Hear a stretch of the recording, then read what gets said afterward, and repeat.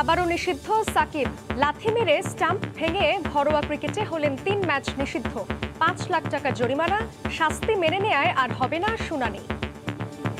সাকিবকে স্যাংশনে তার কাছে পাঠানো হয়েছে, সেটা অ্যাকসেপ্ট করে সেটা কিন্তু সাইন করে পাঠিয়ে দিয়েছে। সাকিবের মতো এই স্ট্যান্ডার্ডের একটা প্লেয়ার যাকে গ্লোবালি অনুসরণ করে, তার থেকে আমরা এটা আশা করি না। প্রতিবাদে মোহামেডান ক্লাবের সামনে সমর্থকদের বিক্ষোভ। আম্পায়ারিংয়ে পক্ষপাত হলে কঠোর ব্যবস্থার হুঁশিয়ারি পাপনের। সব ক্লাবের ক্যাপ্টেনদের সাথে বসে আর কি কমপ্লেন আছে এই যে আজকে খেলাগুলো হচ্ছে যেটা নিয়ে এত হুলস্থুল, উই নিড টু নো। দেখছিলেন প্রধান শিরোনাম, রাতের সময়ের সঙ্গে আছি আমি জান্নাতুল সাদিয়া। এবার অন্যান্য শীর্ষ সংবাদ। সীমান্ত এলাকার বাইরেও বাড়ছে করোনা সংক্রমণ। আজ ৩৯ জনের মৃত্যু, সর্বোচ্চ খুলনায়। প্রায় 2 মাসে সবচেয়ে বেশি শনাক্তের হার। স্কুল কলেজের ছুটি বাড়ল 30 জুন পর্যন্ত। করোনা পরিস্থিতির অবনতিতে এবারও হজে যেতে পারছেন না বাংলাদেশিরা। সৌদিতে বসবাসরত কেবল 60,000 মুসল্লি পাবেন সুযোগ। এবং পোড়া তেল আর পাম অয়েলের সাথে রং মিশিয়ে তৈরি ঘি বিক্রি হচ্ছে নামি দামি ব্র্যান্ডের নামে।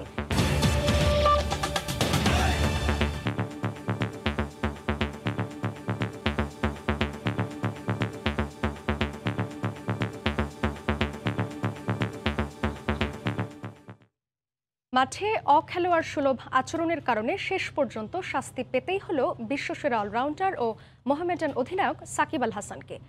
কোড অফ কন্ডাক্টের 3 ধারা ভাঙার কারণে ঢাকা প্রিমিয়ার লিগের পরবর্তী 3 ম্যাচে নিষিদ্ধ করা হয়েছে তাকে। সঙ্গে জরিমানা করা হয়েছে 5 লাখ টাকা। এক সংবাদ সম্মেলনে বিষয়টি নিশ্চিত করেছেন সিসিডিএম এর চেয়ারম্যান কাজী ইনাম আহমেদ। নিজের বিরুদ্ধে আনা এই শাস্তি মেনে নেয় সাকিবকে আর কোনো শুনানিতে অংশ নিতে হবে না।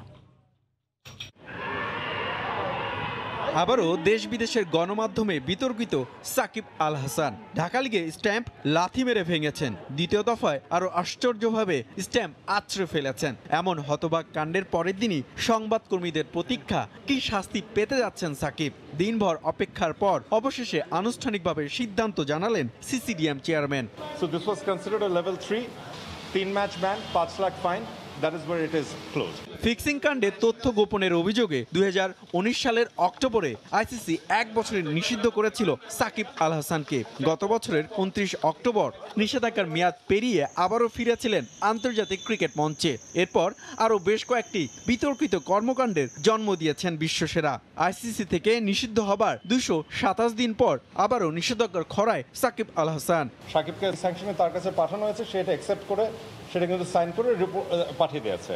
যদি সেটা না করতো তাহলে হিয়ারিং হতো, এখানে কোনো হিয়ারিং কিন্তু হচ্ছে না। বোর্ড প্রেসিডেন্ট 3 দিন পর আমাদের বোর্ড মিটিং আছে, উনি তার আগে বলেছেন একটা ইনভেস্টিগেশন করার জন্য। আমরা একটা কমিটি উনি করে দিয়েছেন, সেই কমিটিতে আমি কাজী ইনাম আহমেদ আমি আছি, জালাল ইউনুস ভাই আছেন, নাইমুর রহমান দুর্জয় আছেন, শেখ সোহেল ভাই ডিরেক্টর উনি আছেন, এবং আমাদের chief match referee Rakibul Hasan থাকবেন। আমরা সকল ক্লাবের ম্যানেজার এবং ক্যাপ্টেনদের সাথে আমরা বসবো। তবে কৌতূহলী অনেকের প্রশ্ন থেকেই গেল, সাকিব অপরাধ করে শাস্তি পেলেন, কিন্তু বোর্ড পরিচালক ও আবাহনী কোচ খালেদ মাহমুদ সুজন যে সাকিবের দিকে তেড়ে ফুরে গিয়েছিলেন, তার কি কোনো সুরাহা হবে? হুমায়ুন কবির রোজ, সময় সংবাদ, ঢাকা। মাঠে খেলোয়াড় সুলভ আচরণ না করায় সাকিব আল হাসানের শাস্তি, প্রতিবাদে সমর্থকদের বিক্ষোভ, আম্পায়ারিং বিতর্ক সহ নানা বিষয় আলোচনা করতে স্টুডিওতে আছেন সহকর্মী হুমায়ুন কবির রোজ। যাচ্ছি তার কাছে। রোজ, ধন্যবাদ সাদিয়া। সাকিবের নিষেধাজ্ঞার বিষয় নিয়ে আলোচনা করার আগে একটি তথ্য আছে আমার কাছে, সেটি জানিয়ে শুরু করব। সেটা হচ্ছে সাকিব আল হাসান, আপনারা জানেন নিশ্চয়ই, তৃতীয় সন্তানের বাবা হবার পর থেকেই কিন্তু বিদেশে গেছেন, মানে ভারতের মাটিতে গিয়ে আইপিএল খেলে এসেছেন। সেখানে কোয়ারেন্টাইন পর্ব ছিল এবং সেখান থেকে দেশে ফিরে কিন্তু কোয়ারেন্টাইনে ছিলেন। তারপরে শ্রীলঙ্কার বিপক্ষে ম্যাচ খেলেছেন এবং তার কিন্তু এই প্রিমিয়ার লিগ খেলার কথা ছিল না। আমরা সর্বশেষ কিছুক্ষণ আগে যেটা জানতে পেরেছি, মোহামেডান ক্লাবের সাথে সাকিব আল হাসান কথা বলেই কিন্তু চুক্তিবদ্ধ হয়েছিলেন যে জুনের 15 তারিখ পর্যন্ত তিনি মোহামেডানের সাথে থাকবেন এবং জুনের 15 তারিখের দিবাগত রাতে আসলে দেশ ছাড়ার কথা আছে। এবং সব কিছু ঠিক থাকলেই, যেহেতু তৃতীয় সন্তানের বাবা হবার 7-8 দিন পরেই কিন্তু তিনি ভারতে চলে যান আইপিএল খেলতে, সেই ব্যাপারটি মাথায় রেখে কিন্তু পূর্বের সিদ্ধান্ত ছিল মোহামেডানের হয়ে তিনি সার্ভিস দেওয়ার পর 15 তারিখ রাতে তিনি যুক্তরাষ্ট্রে ফিরবেন পরিবারের কাছে এবং সব কিছু ঠিক থাকলে কিন্তু 15 তারিখের রাতেই সাকিব আল হাসান পরিবারের কাছে যাচ্ছেন এই নিষেধাজ্ঞার খড়গ মাথায় নিয়ে। এখন ফিরছে সাকিব আল হাসানের নিষেধাজ্ঞার ব্যাপারটিতে।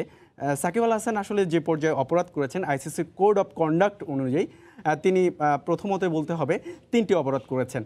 প্রথমত একটি ম্যাচে যদি আপনি আম্পায়ারের সাথে বাকবিতণ্ডে জড়ান বা এই ধরনের অপরাধ করেন সেটা আইসিসির কোড অফ কন্ডাক্টে লেভেল 3 পর্যায়ে পড়ে। সেক্ষেত্রে অপরাধের শাস্তি হতে পারে 1 থেকে 2 ম্যাচ এবং পাশাপাশি 25,000 টাকা জরিমানা। সাকিব কিন্তু আরও একটি অপরাধ করেছে একই ম্যাচে, সেক্ষেত্রে অপরাধের মাত্রাটা বেড়ে গেছে। সেক্ষেত্রে শাস্তিটা 2 থেকে 5 ম্যাচ, পাশাপাশি 25,000 টাকা জরিমানা। সাকিবের অপরাধ কিন্তু আরও একটি আছে, সেটি হচ্ছে যখন মাঠ ছেড়ে সাকিব আল হাসান ড্রেসিং রুমের দিকে যাচ্ছিলেন তখন কিন্তু প্রতিপক্ষের যিনি কোচ আছেন বা ড্রেসিং রুমে প্রতিপক্ষের খেলোয়াড়রা ছিলেন তাদের দিকে কিন্তু অশালীন অঙ্গভঙ্গি করেছে, যে কারণে একই ম্যাচে 3টি অপরাধ করার কারণে আসলে সাকিব আল হাসান 3 ম্যাচে নিষিদ্ধ হয়েছেন। পাশাপাশি কিন্তু 5 লাখ টাকা জরিমানা তাকে গুনতে হচ্ছে। তো সাকিবের আসলে জরিমানার মাত্রাটা এই কারণে আসলে বেড়ে গেছে।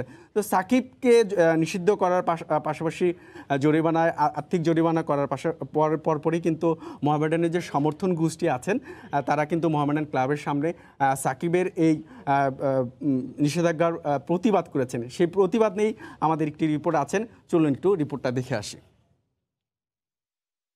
সাকিব আল হাসান এবং মোহামেডান দুটোই বাংলাদেশের গর্ব। দুজনের ক্ষতি যখন এক জায়গায় এসে মিশে তখন কি করে চুপ থাকা যায়? থাকেননি সমর্থকরাও। 3 ম্যাচের জন্য নিষিদ্ধ সাকিব। গণমাধ্যমে এমন খবর প্রকাশের পরপরই ক্লাব প্রাঙ্গণে হাজির। ব্যানার হাতে নিয়ে দেশের ঘরোয়া ক্রিকেটে আম্পায়ারদের স্বেচ্ছাচারিতার তীব্র প্রতিবাদ জানান তারা।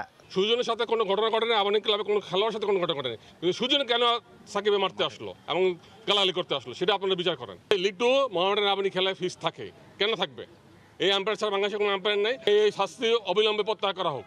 যদি সাকিবের শাস্তি দেওয়া হয় তাহলে আগে আম্পায়ারের বিরুদ্ধে শাস্তি দেওয়া উচিত। সাকিব তো ক্যাপ্টেন, দলের দায়িত্ব, দলের পুরো টেম্পারটা তার মাথার উপরে। বিভিন্ন জায়গায় মোহামেডান বিশেষ করে রেফারিং এবং আম্পায়ারিং দ্বারা যে বাজে একটা অবস্থা তৈরি হয়েছে এটা আপনারা সবাই জানেন। সাকিব যে কাজ করছে সাকিব বলে সম্ভব, এটা অন্য কেউ জীবনে কখনো পারতো না। সাকিব অন্যায় করেছেন তার সঙ্গে দ্বিমত পোষণ করেনি সমর্থকরা, কিন্তু একই সঙ্গে আম্পায়ার লিটু ও ইমনের পক্ষপাতমূলক সিদ্ধান্তের শাস্তি দাবি করেন তারা। আবাহনীর কোচ খালেদ মাহমুদ সুজন কেন তেড়ে আসবেন সাকিবের দিকে? সুষ্ঠু তদন্ত দাবি সমর্থকদের। বছরের পর বছর একটা দল সুবিধা পাচ্ছে আর বিসিবি নীরব ভূমিকায় কেন? প্রশ্ন অনেকেরই। একটা গুরুত্বপূর্ণ খেলা মোহামেডান আবাহনী খেলা, সেখানে কোনো রিপ্লের সুযোগ নেই। আজ যদি রিপ্লের সুযোগ থাকতো কেউ একটা টুশব্দ করতে পারে না, সাকিবকেও খেপা লাগতো না, আম্পায়ারিং এবং সবাইকে কোনো বিব্রত হওয়া লাগতো না। একটি ক্লাবকে সুবিধা দেওয়ার জন্য দেখা যাচ্ছে তারা রেলিগেশনে পড়ে যাচ্ছে, কিন্তু তাদের রেলিগেশন ঠেকায় রাখার ম্যাচে 6টা এলবিডব্লিউ দেওয়া হচ্ছে তারা যাতে প্রিমিয়ার লিগে টিকে থাকে। এদিকে সাকিবের শাস্তি চূড়ান্ত হবার পর সামাজিক যোগাযোগ মাধ্যমে সাকিবকে নিয়ে ইতিবাচক ও নেতিবাচক 2 ধরনের স্ট্যাটাসের বন্যা বয়ে যাচ্ছে। তবে দেশের ক্রিকেটের আম্পায়ারিংয়ে যে উন্নতির প্রয়োজন তা নিয়ে দ্বিমত পোষণ করেননি কেউই। মেহেদী নাইম, সময় সংবাদ, ঢাকা।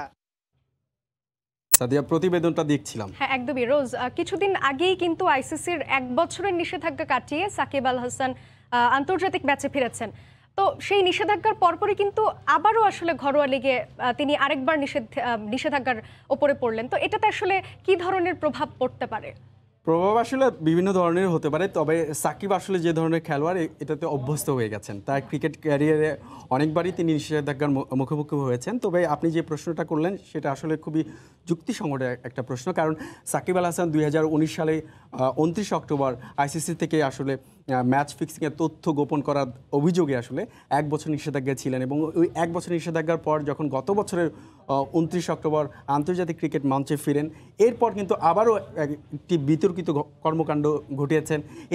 তার 4 দিন আগে কিন্তু একটু বায়ুবাবুল প্রক্রিয়া ভেঙেছেন।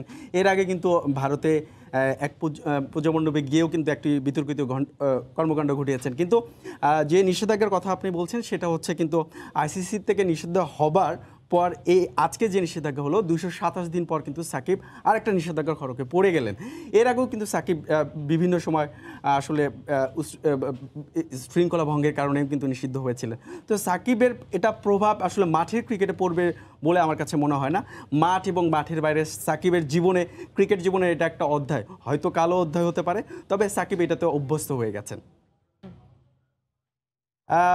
সাকিবের এই কর্মকাণ্ডে কিছুটা হতাশ কিন্তু বিসিবি সভাপতি নাজমুল হাসান পাপন। তার সাথে কথা হয়েছে সময় সংবাদে। কি কথা বলেছেন সময় সংবাদে সেটাই দেখে আসবো। অনেকে বলতে এটা দরকার ছিল, so we have to find out. এখনই সব দেখা উচিত, সব ক্লাবদের ক্যাপ্টেনদের সাথে বসে আর কি কমপ্লেন আছে এই যে আজকে খেলাগুলো হচ্ছে যেটা নিয়ে এত হুলস্থুল, উই নিড টু নো। আমরা আরো স্পেসিফিক হইতে চাই যে কি সমস্যা, কোন খেলায় কোন ইয়েটা আমাদের এখন তো রেকর্ডেড, আমরা তো ইজিলি বের করতে পারি। এটার পিছনে কারণ আছে, তো কারণটা বের করে না করে তো খেলা লাভ নাই। নেবে না কেন, যেই থাকে তার বিরুদ্ধে নেবে। নাজমুল হাসান পাপন কথা বলছিলেন, তার মানসিকতাটা জানাচ্ছিলেন যে এই বিষয়টা নিয়ে। আসলে তিনি জানাচ্ছিলেন ক্লাব কর্মকর্তা এবং ক্লাবের অধিনায়ক যারা আছেন তাদের নিয়ে বসে দ্রুত এই সমস্যার সমাধান করবেন। এছাড়াও কিন্তু আমাদের হাতে একটি প্রতিবেদন আছে, আবাহনী এবং আম্পায়ারদের সাথে তাদের একটা সখ্যতা গড়ে ওঠে। এই প্রশ্নটা এই জন্য এসছে সাদিয়া, এই চলমান প্রিমিয়ার লিগে আবাহনী কিন্তু এখন পর্যন্ত 7টি ম্যাচ খেলেছে এবং 7টি ম্যাচে আমরা যতটুকু দেখতে পেরেছি 29টা উইকেট পড়েছে আবাহনীর, কিন্তু একটা ম্যাচও কিন্তু লেগ বিফোর উইকেট LBW হয়নি। যে কারণে আসলে প্রশ্নটি উঠে এসেছে, তা নিয়ে আমাদের একটি প্রতিবেদন আছে সংবাদের শেষের অংশে। ধন্যবাদ রোজ। দর্শক, মাঠে খেলোয়াড় সুলভ আচরণ না করায় সাকিব আল হাসানের শাস্তি, তারপর মোহামেডানের প্রতিবাদ বিক্ষোভ, সবকিছু নিয়ে আসলে আমাদের সঙ্গে কথা বলতে স্টুডিও থেকে যুক্ত ছিলেন সহকর্মী হুমায়ুন কবির রোজ। রাতের সময় আরো থাকছে। চট্টগ্রামে বঙ্গোপসাগরের বহির্নোঙরে বালখেটের ইঞ্জিন বিকল, 999-এ ফোন পেয়ে 6 নাবিককে জীবিত উদ্ধার করল কোস্টগার্ড। সীমান্তবর্তী ছাড়াও অন্যান্য জেলাতেও হু হু করে বাড়ছে করোনার সংক্রমণ। আজ 39 জনের মৃত্যু হয়েছে, এর মধ্যে খুলনায় সর্বোচ্চ 11 জন।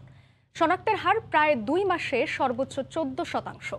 হাসপাতালগুলোয় শয্যার সংকটে চলছে চিকিৎসা। জেলা প্রতিনিধি ও ব্যুরো প্রতিবেদকদের পাঠানো তথ্য ও ছবি নিয়ে রিপোর্ট।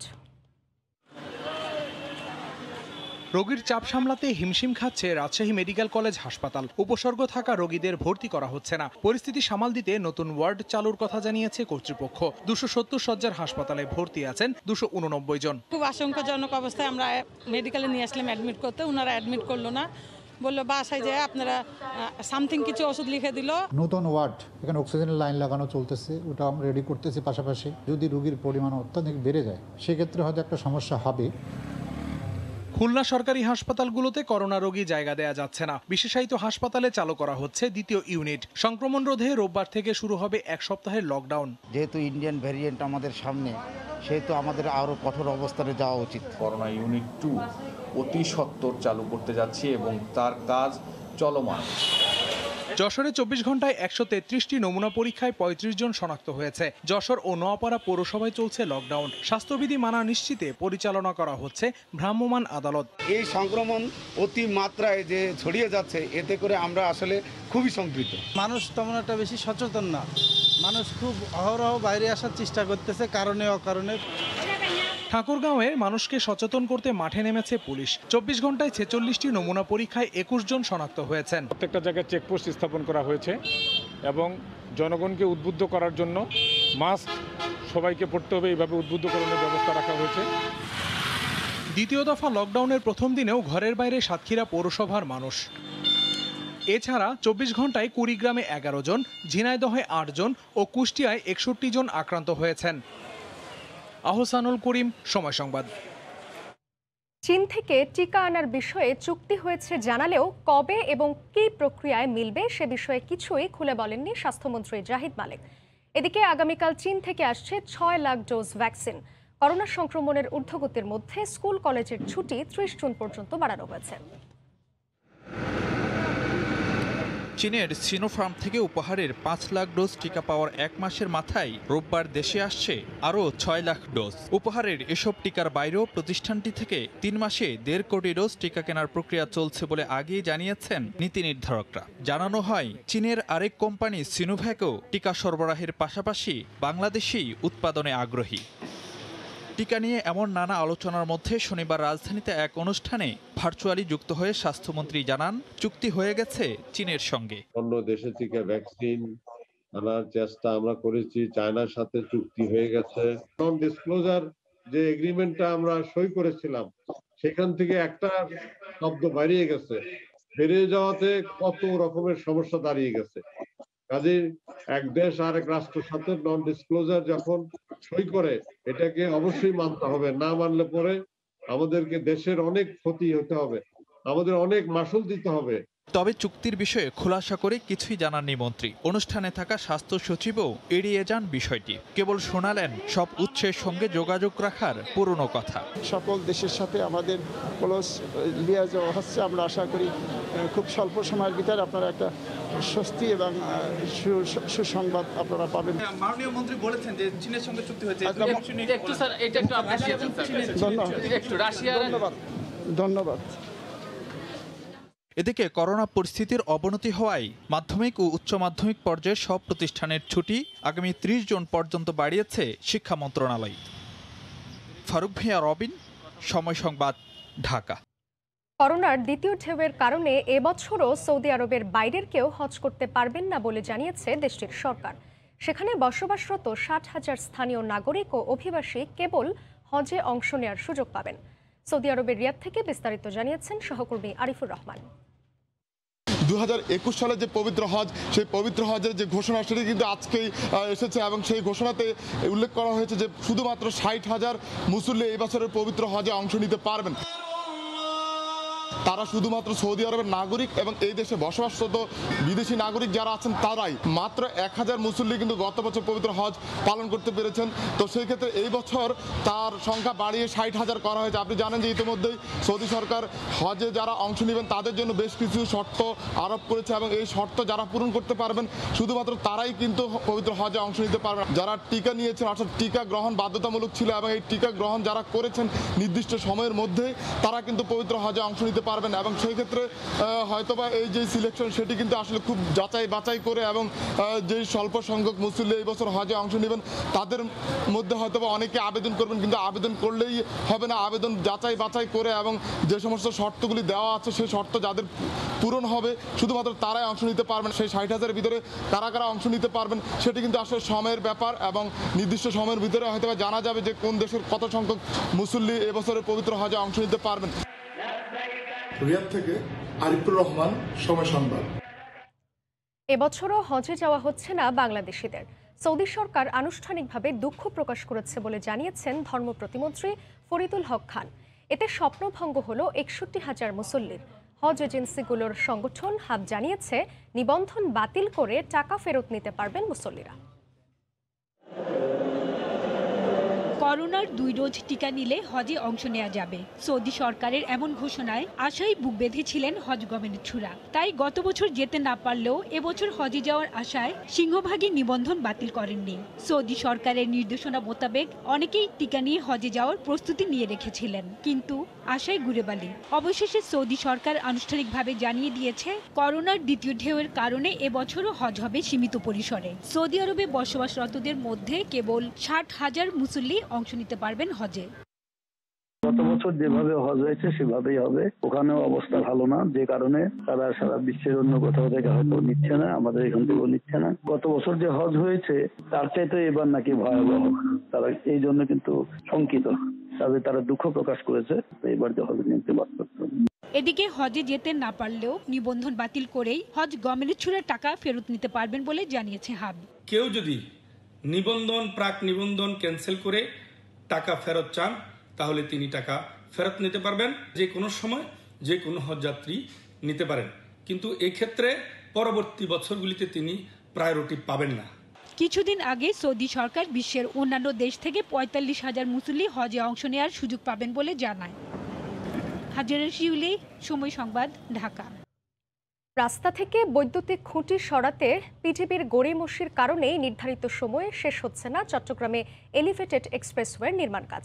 দ্বিতীয় দফায় আরও 1 বছর বাড়ল কাজের মেয়াদ। এ কারণে 2023 সালে শেষ হবে প্রকল্প। বিস্তারিত জানাচ্ছেন পার্থপ্রতিম বিশ্বাস। চট্টগ্রাম নগরীর লালখান বাজার থেকে বিমানবন্দর ও পতেঙ্গা সমুদ্র সৈকতে যেতে সময় লাগে 1.5 থেকে 2 ঘন্টা। যানজটের কবলে পড়লে সেই সময় আরও বেশি দীর্ঘায়িত হয়। এলিভেটেড এক্সপ্রেসওয়ে নির্মিত হলে 16 কিলোমিটার এই পথ যেতে সময় লাগবে মাত্র 15 থেকে 20 মিনিট।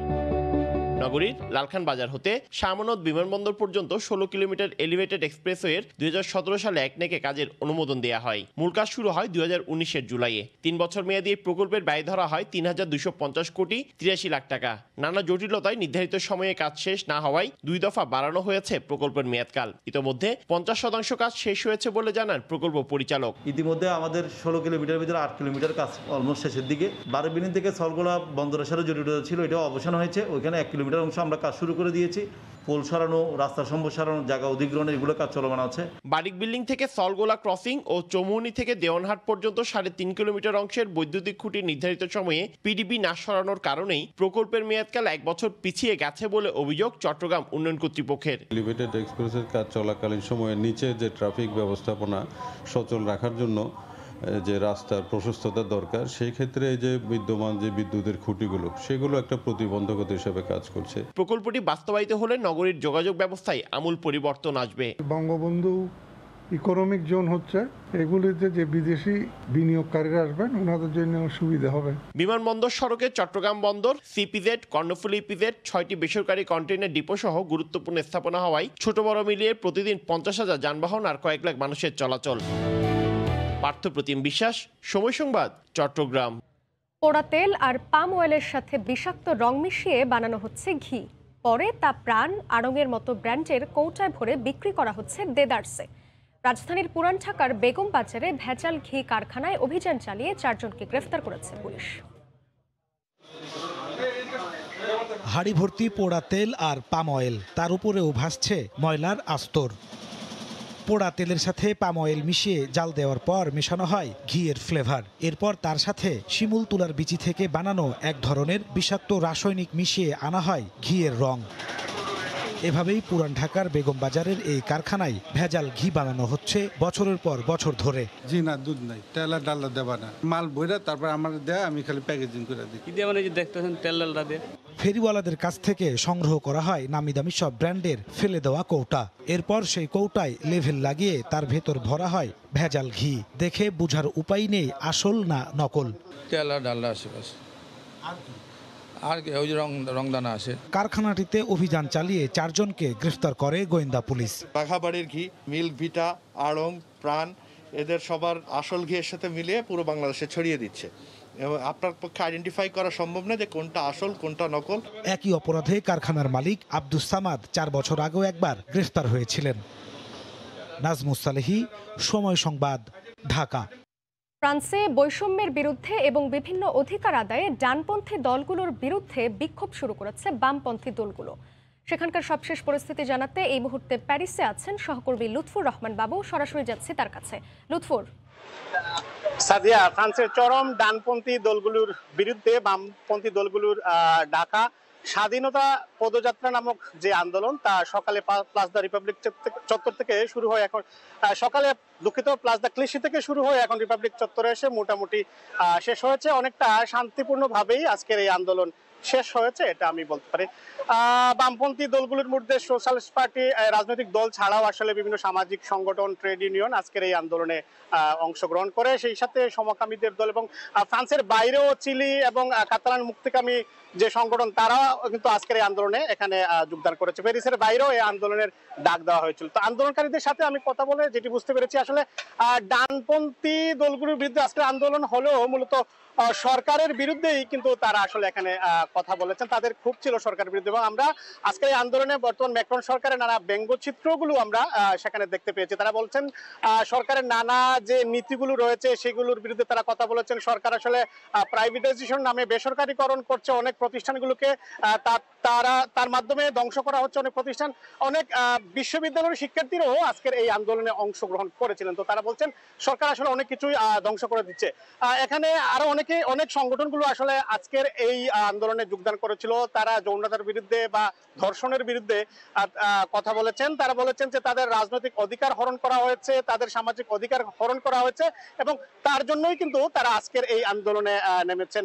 পাশাপাশি তারা বলেছেন, বিশেষ করে পুলিশি আগ্রাসনের কথা বলেছেন, যে নানা সময়ে তারা রাস্তায় নামলেও পুলিশ তাদের আসলে মুখ বন্ধ করে দেওয়ার জন্য বিভিন্ন সময় আগ্রাসন চালিয়েছে। আমরা এর আগে দেখেছি অনেকগুলো আন্দোলনেই কিন্তু ব্যাপক এক ধরনের সংঘর্ষ হলেও আজকের আন্দোলন মোটামুটি এখন পর্যন্ত শান্তিপূর্ণভাবে শেষ হয়েছে এবং আজকের আন্দোলনকে ঘিরে সকাল থেকে প্লাস দ্য রিপাবলিক চত্বর কিংবা প্লাস দ্য ক্লিশি যেখানে এই আন্দোলনকারীরা জড়ো হয়েছিলেন তার আশেপাশে বিপুল সংখ্যক আইনশৃঙ্খলা রক্ষাকারী বাহিনী সেখানে মোতায়েন ছিল এবং যে কোনো ধরনের অপ্রীতিকর ঘটনা এড়ানোর জন্য তাদের সব ধরনের প্রস্তুতি ছিল।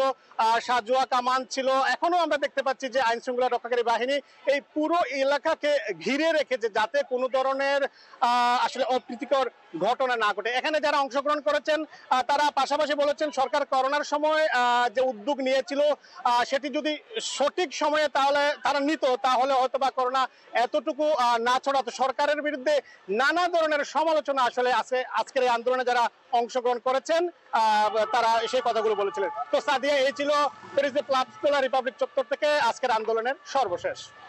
ফ্রান্সের প্যারিস থেকে যুক্ত ছিলেন সহকর্মী লুৎফুর রহমান বাবু। যুক্তরাষ্ট্র থেকে সরাসরি করোনা ভ্যাকসিন পাবে বাংলাদেশ। শুক্রবার নিউ ইয়র্কে প্রবাসীদের এক অনুষ্ঠানে এই প্রতিশ্রুতি দিয়েছেন মার্কিন সিনেটে ক্ষমতাসীন ডেমোক্র্যাট পার্টির শীর্ষ নেতা চাক শুমার। নিউ ইয়র্ক থেকে হাসানুজ্জামান সাকির রিপোর্ট।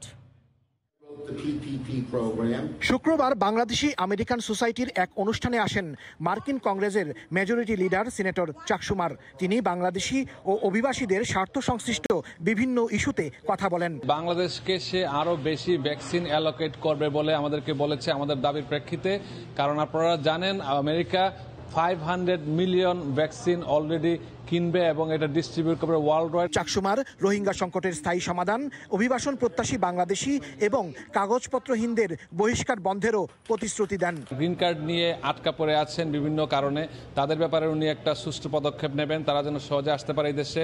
এবং রোহিঙ্গা ইস্যুতে উনি ওয়াকিবহাল আছেন এবং রোহিঙ্গা ইস্যুতে উনি বাংলাদেশকে সাহায্য করার প্রতিশ্রুতি দিয়েছেন। দীর্ঘ 55 বছরের রাজনৈতিক জীবনে চাক শুমার এই নিয়ে দুবার বাংলাদেশি কমিউনিটির অনুষ্ঠানে এলেন।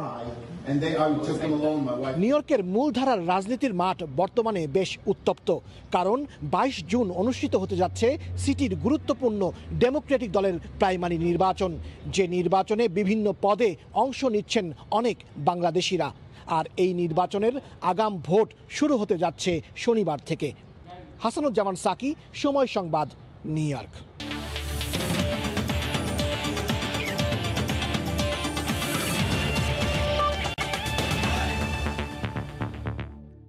ঢাকা প্রিমিয়ার লিগ মানেই যেন আম্পায়ারদের সঙ্গে আবাহনীর সখ্যের গল্প, যার বড় প্রমাণ এবারের লিগে শেষ হওয়া 7টি ম্যাচ।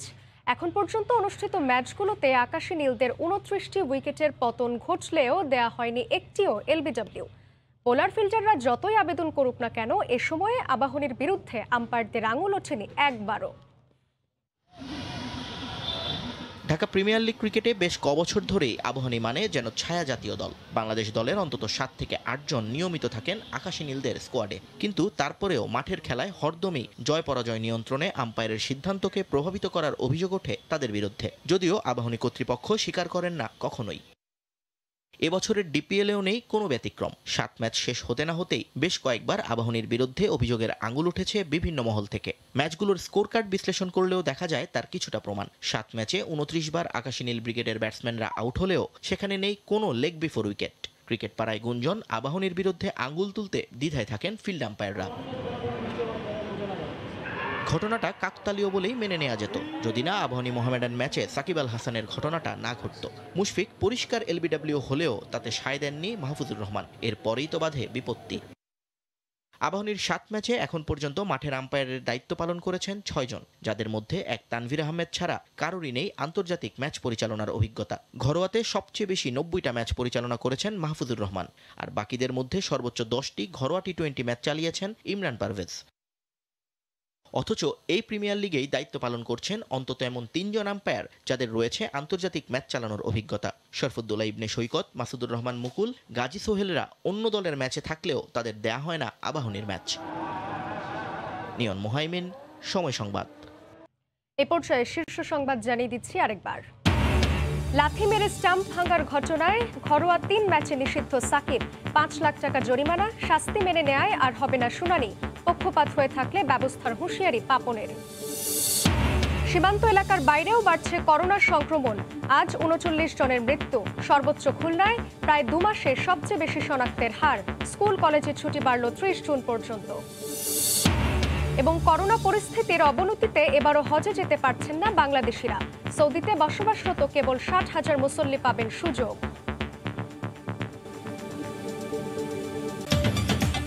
এ ছিল রাতের সময়, সঙ্গে থাকুন সময়ের।